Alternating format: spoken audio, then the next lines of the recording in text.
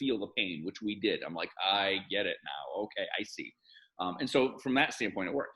Of course, I mean, I'm not out to lose money, you know? So, I mean, like we had a little Skunkworks project, but we're like, all right, well, what are we going to sell? And let's try to manage this. And like we're going through the process, you know?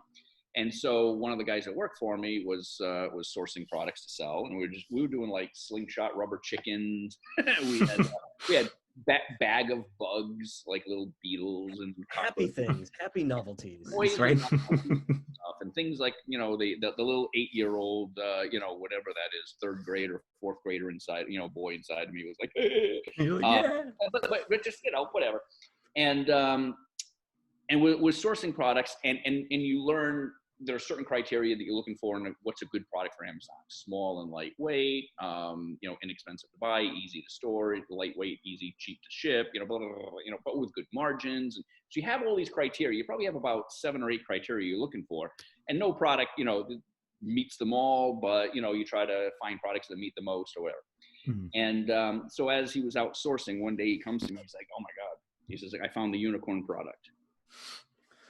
And I'm like, okay, well, what is it? And he's like, well, and he was a younger kid. Everyone to me is a kid these days. He was like maybe 20, he was right out of college. I was his first hire, his first job out of college. So he was like maybe 23, 24 at the time. Yeah. And he's very straight-laced, kind of, you know, captain of his varsity track team and things, you know, and straight-laced, you know. And he was like, well, I'm like, what? He's like, well, you know, and he's all kind of embarrassed and he's like not making eye contact. And I'm like, spit it out. What is it? He's like, well, it's weed pipe. like, oh, yeah, sure. Okay, right. Are you referring to the pot? The marijuana? Devil's lettuce. So I was like, yeah, oh, sure, I smoke. Yeah, I don't have a problem with that. It's all right. And it was actually perfect. It was small, it was lightweight, it had good margins, big volumes, blah, blah, blah. It literally ticked it was a unicorn product. It literally ticked all 8 of the boxes at the time, right? So we started selling them and sold a metric shipload. I don't know if I can say that on here. But say anything.